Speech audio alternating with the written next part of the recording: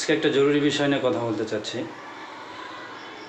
আপনারা সবাই অবগত আছেন যে বাংলাদেশের এই যে আন্দোলন, এই যে বিপ্লব, এই যে গণ অভ্যুত্থান, এর পিছনে সারা দেশের মানুষের বঞ্চনা এবং তাদের স্বাধীনতা এবং তাদের মৌলিক অধিকারের যে স্খলন ঘটেছিল, যেগুলো ছিনিয়ে নেওয়া হয়েছিল নাগরিকদের কাছ থেকে, তারই বহিঃপ্রকাশ হিসাবে এই আন্দোলন। এটা নতুন করে বলার কিছু না, কিন্তু আমি কিছু কিছু বিশেষ জিনিস নিয়ে আপনাদের সামনে কথা বলতে চাচ্ছি। এ বিষয়ে সবাই আমরা সতর্ক থাকবো ইনশাল্লাহ। আমরা একটা স্বাধীন দেশ পেয়েছি, স্বাধীন জাতি হিসাবে আমাদের নিজেদেরকে প্রকাশ করতে হলে অবশ্যই আমাদের কিছু কাজ এখন করতে হবে। আমরা তো দেখেছি, আমি একজন শিক্ষক, প্রাইভেট সেক্টরে জব করেছি দীর্ঘ সময়, এখন শিক্ষকতা পেশার সাথে জড়িত। আমি খুব কাছে থেকে দেখেছি মানুষ রুজির জন্য কত পরিশ্রম করে, কত কষ্ট করে। মানে অনেকেই আছে এই কষ্ট থেকে আরেকটু মুক্তি লাভের জন্য দেশের বাইরে যায়, আরেকটু বেশি পয়সা ইনকামের জন্য, কিন্তু সেটা যে কত কষ্টের। সবাই যে খুব ভালো পজিশনে থাকতে পারে না, সেটা আপনারা জানেন। বিদেশের মাটিতে কত কষ্ট। তো আসলে আমাদের রাষ্ট্র ব্যবস্থায় যারা এতদিন পরিচালনা করে আসছে, তারা আমাদের সাথে কী ধরনের ব্যবহার করেছে, তো আমি একটা একটা করে বলবো। যে প্রথমত যেটা হবে সেটা হচ্ছে বাংলাদেশের প্রত্যেকটি সেক্টরে তারা তাদের মন মতো লোককে বসিয়েছে, যারা আসলে দলবাজ লোক। তো প্রত্যেকটা জায়গায় সবাইকে সতর্ক থাকতে হবে। প্রত্যেকটা জায়গা থেকে এই লোকগুলাকে অপসারণ করতে হবে। সবার দাবি, সবার আওয়াজ, সবার স্লোগান একটাই হবে যে এই দুর্নীতিবাজ লোকগুলোকে এখান থেকে সরাতে হবে এবং আমাদের ন্যায় নীতি নিষ্ঠাবান লোকজনকে, মেধাবী লোকজনকে এখানে বসাতে হবে। তাহলে আমরা আস্তে আস্তে আমাদের এই পরিবর্তনগুলো আসবে। আমরা যদি সৎ ব্যক্তিকে দায়িত্ব দিই, সৎ ব্যক্তিকে যদি আমরা কোনো জায়গায় বসাই, অবশ্যই সে বড় ধরনের অপকর্ম করবে না। বিবেকবোধ সম্পূর্ণ লোককে যদি বসায়, অবশ্যই সে ক্ষতি করবে না।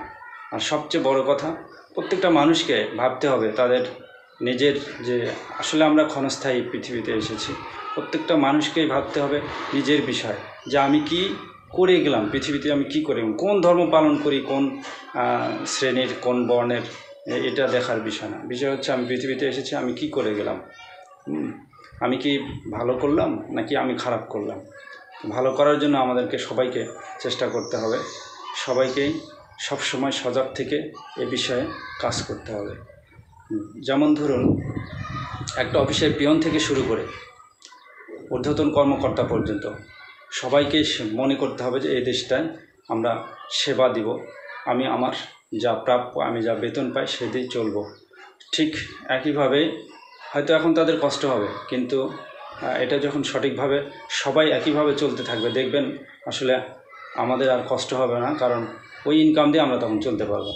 প্রত্যেকটা সেক্টরে আমাদের এটা খেয়াল করতে হবে। প্রত্যেকটা মানুষকে কথা বলতে হবে, কথা বলা তার কোনো ভয় নেই। আপনারা স্বাধীন দেশের এখন নাগরিক নিজেদেরকে দাবি করতে পারেন। যে পরাধীনতার শৃঙ্খলে আমরা একটা মানচিত্রের মধ্যে আবদ্ধ হয়েছিলাম, সেই শৃঙ্খল থেকে মুক্ত হয়েছি। কিন্তু এই আওয়াজ বন্ধ করলে হবে না, এই আওয়াজ জারি রাখতে হবে।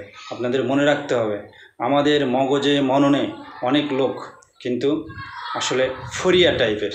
এখানে যারা পরিশ্রম করে, যারা সত্যিকার অর্থে পরিশ্রম করে ইনকাম করে, তাদের থেকে যারা মধ্যস্বত্বভোগী, তাদের দৌরাত্ম্য বেশি।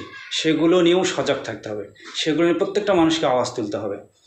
সেটা পরিবহন সেক্টরে হোক বা ব্যবসার ক্ষেত্রে হোক, যে কোনো জায়গায় হোক, আপনাদেরকে আওয়াজ তুলতে হবে, প্রত্যেকটা লোককে আওয়াজ তুলতে হবে।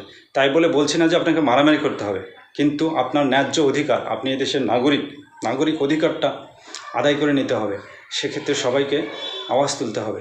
একজন যদি প্রতিবাদ করে 10 জন গিয়ে তার পাশে দাঁড়ান। একজন প্রতিবাদ করলে অন্যায় 10 জন গিয়ে তার পাশে দাঁড়ান, 100 জন গিয়ে তার পাশে দাঁড়ান। অন্যায়কে প্রশ্রয় দিবেন না।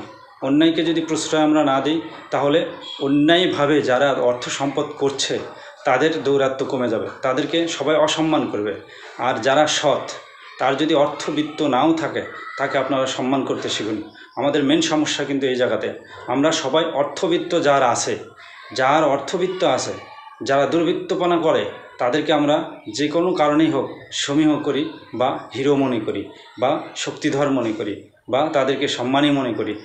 আসলে এই মানসিকতা আমাদের চেঞ্জ করতে হবে। তাদেরকে কোনোভাবেই সম্মানিত বা স্যালুট দিয়ে চলার কোনো কারণ নাই। সে যুগের অবসান হয়ে গেছে। আমাদের ছাত্র সমাজ, আমাদের তরুণ সমাজ, তারা কিন্তু এইটা নিয়েই মূলত তারা জন্ম থেকে শিখে আসছে ন্যায়, সত্য, শাশ্বত, কিন্তু তারা বাস্তবে চলতে গিয়ে দেখে সেটার পরিপন্থী সবাই চলছে। যার কারণে এই বিস্ফোরণ, যার কারণে এই বিক্ষোভ। আমি একজন ছাত্র হয়তো নই, এখন শিক্ষকতার সাথে জড়িত, আমিও এটার চরম প্রতিবাদী, কিন্তু হয়তো তাদের সঙ্গে ওভাবে প্রতিবাদ করতে পারে না। কিন্তু আজ মনে হচ্ছে আমি এই স্বাধীন বাংলাদেশের একজন নাগরিক। আমার মনে হচ্ছে আমি একজন নাগরিক। আমি এতদিন মনে হয় দাস ছিলাম, সে দাস থেকে মুক্তি লাভ করে এখন স্বাধীনতার স্বাদ পাচ্ছি, মুক্ত বাতাসে নিঃশ্বাস নিতে পারছি। কিন্তু আমাদের ভবিষ্যৎ প্রজন্মকে আমরা যদি এটা ধরে রাখতে চাই, তাদের যদি এটা আমরা দিয়ে যেতে চাই, তাহলে আমাদের প্রত্যেককে সবসময় সতর্ক থাকতে হবে। এখন যেমন প্রত্যেকটা নাগরিক সতর্ক, এখন কিন্তু প্রত্যেকটা নাগরিক সতর্ক, ঠিক একইভাবে আমাদের ভবিষ্যতে সতর্ক থাকতে হবে। আমি পর্যায়ক্রমে আরও কিছু বিষয় বলবো। একদিনে এতগুলো বলে আপনারা হয়তো বিরক্ত হবেন, তবে এখন যে হাসান মাহমুদকে ধরা হয়েছে, পলককে ধরা হয়েছে, আরও যেসব দুর্নীতিবাজ কর্মকর্তা কর্মচারী টপ টু বটম যারা আছে, তাদের প্রত্যেকটির ঘুঁটি উৎপাটন করতে হবে। তাদেরকে সামাজিকভাবে বয়কট করতে হবে, তাদেরকে ঘৃণা করতে হবে, তাদেরকে অসম্মান করতে হবে। সম্মান আমরা তাদেরকে করব যার ভিতরে সততা আছে, যার ভিতরে সৎ মনোভাব আছে, যে অসৎভাবে কোনো কাজ করে না, অন্যায় করে না, মানুষকে ছোট করে দেখে না, সব মানুষকে, বাংলাদেশের সব ধরনের নাগরিককে যে সম্মান করতে জানে, যারা তার অধিকারটা তাকে দিতে চায়, সেটা যে কোনো ধরনের সেবা হোক, হাসপাতালে হোক, সরকারি প্রতিষ্ঠানে হোক, যে কোনো জায়গায় হোক, সর্ব জায়গায় আপনারা সবসময় সতর্ক থাকবেন। ইউনিয়ন কাউন্সিল থেকে শুরু করে রাষ্ট্রের সর্বোচ্চ পর্যায় পর্যন্ত প্রত্যেকটা জায়গায় আপনারা আপনাদের অধিকার আদায় করে নেবেন। সবাইকে আওয়াজ তুলতে হবে। কোনো ধরনের বৈষম্য আমরা হতে দেব না, কোনো ধরনের বৈষম্য আমরা হতে দেব না। এটি আমাদের মানে সবার এক আওয়াজ, এক অধিকার, এক চাওয়া, সব চাওয়া যেন একটাই হয়, সেটা হচ্ছে কোনো জায়গায় কোনো বৈষম্য চলবে না। সেটা সেবার ক্ষেত্রে হোক বা যে কোনো উন্নয়নের ক্ষেত্রে হোক, যে কোনো জায়গায় হোক, কোনো টেন্ডারবাজি চলবে না, কোনো কিছু চলবে না। এগুলো নিয়ে আপনাদের সবাইকে আওয়াজ তুলতে হবে। আওয়াজ তুলতে হবে আমাদের প্রত্যেকটা নাগরিকের নাগরিক অধিকার নিয়ে। আমরা যদি প্রত্যেকটা নাগরিকের নাগরিক অধিকার নিয়ে কথা বলি, তাহলে আমরা এই অধিকারগুলো আদায় করতে পারবো, এর সুফল আগামী দিনে ভোগ করব। আর ভয় পাওয়ার কিছু নেই। আমরা স্বাধীন দেশের স্বাধীন নাগরিক, ভয় পাওয়ার কিচ্ছু নেই। যে ওই দেশ আমাকে সহযোগিতা না করলে, এই দেশ আমাকে সহযোগিতা না করলে আমরা চলতে পারবো না। আমরা চলতে পারবো, আমরা চলতে পারবো। আমরা যদি পরিশ্রম করি আমরা চলতে পারবো। আমরা যে শ্রম দিই, আমরা যে পরিশ্রম করি দেশে বিদেশে, মাঠে ঘাটে, আমাদের না খেয়ে থাকতে হবে না। এই ভয় করার দরকার নেই। আপনার পরিশ্রম করলে, সবাই যদি আমরা পরিশ্রম করি, আমাদের মেধার পরিশ্রম করি, আমাদের শারীরিক পরিশ্রম করি, এবং যার যে যোগ্যতা তাকে যদি সে জায়গাতে পদায়ন করি, সে সুযোগ সুবিধা দেয়, সে সম্মানটুকু দেয়, অবশ্যই ইনশাআল্লাহ বাংলাদেশ গর্বিত বাংলাদেশ হবে। আমরা গর্বিত দেশের গর্বিত নাগরিক হব। সবাইকে ধন্যবাদ আমার এই ভিডিওটি দেখার জন্য। এবং ভিডিওটি যদি আপনাদের ভালো লেগে থাকে তাহলে অবশ্যই আমার চ্যানেলটি সাবস্ক্রাইব করবেন। আমি এই ভিডিওটি অবশ্য এতদিন দিই নাই, কারণ একটা আপনারা জানেন রেস্ট্রিকশন ছিল। আমরা শিক্ষক সমাজ কথাই বলতে পারি না। শিক্ষক সমাজকে তো আরও সবচেয়ে সংকীর্ণ করে রাখা হয়েছিল। শিক্ষক সমাজের দাবি দেওয়া কোনো কিছুকে মান্য করা হয়নি। ধন্যবাদ। আসসালামু আলাইকুম।